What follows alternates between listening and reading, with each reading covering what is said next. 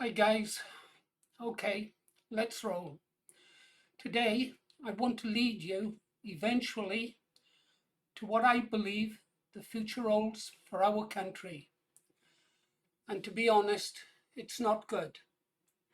Anyone who experienced what I did in the late 60s and 70s would probably agree. But we need to start at the beginning. As some would say, a very good place to start.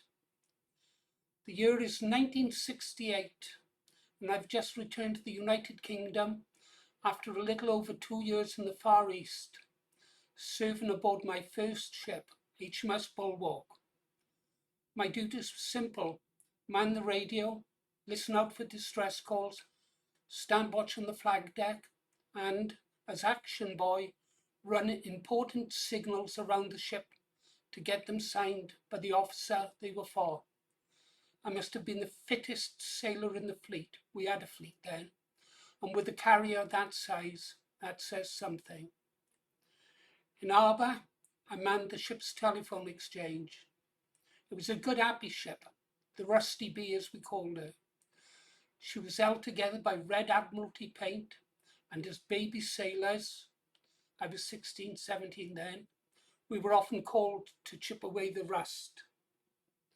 After many adventures, including one where I was saved by soldiers of the Argyll and Sutherland Regiment, commanded by the legendary Colin Campbell Mitchell, known as Mad Mitch, in Aden, I came to believe that sailors, or at least some of us, have guardian angels looking out for us, even when we were being incredibly stupid, as I certainly was that day.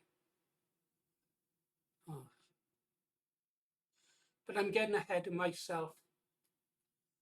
The powers that be decided that being Welsh, I was probably used to crawling around in tight spaces, like mine shafts and stuff like that. And so they drafted me to HMS Kedleston. That's the ship you can see in the image behind me. Or rather, it's a print that I have hanging on my bedroom wall. She was in dry dock when I first saw her. She had been gutted and was virtually being rebuilt. And the only crew then was the skipper, C.J. Stafford, Lieutenant Commander Designate as he was then. She hadn't been commissioned. And myself, just the two of us, the ship's radio operator, and I was also doubling up as the captain's secretary. I spent hours and hours typing the letters for the captain. I didn't mind, he's the best captain I ever served with in the Royal Navy. He was more than a captain, he was a friend. Unless you're a sailor, or one of those Britons with the sea in their blood, you might not understand me when I say this, but I truly loved that ship and her crew. Anyhow, I was off to enjoy or suffer the most exciting 2.5 years of my life. In January 1969 was my 20th birthday on the 1st of January, my 20th birthday. We were commissioned and sailed for Port Edgar in Scotland to join the Fishery Protection Squadron. But that title, Fishery Protection Squadron, buttoned up over a multitude of different roles. You'll hear me talk about boarding ships and unidentified flying objects, but we'll come to that.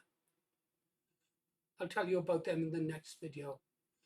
But all of these adventures would eventually lead me to volunteering to serve in the middle of an hornet's nest, where locations like the Shankill, Divis Flats, the Falls, and the Short Strand would be burnt into my mind forever.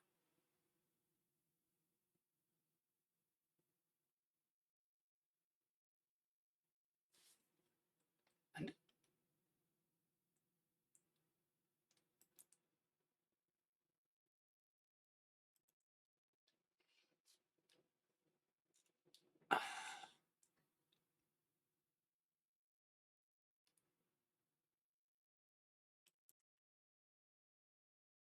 oh dear, I'm not as tough as I thought I was. I'm sorry. Well, in the next video, you're wondering where the meat is. I'll start to get to it in the next video. Meanwhile, you've been listening to Paul Morris and the voice of the British resistance. The next 2-3 videos will be about the path to our civil war. Thank you. See you tomorrow, guys, on the beach.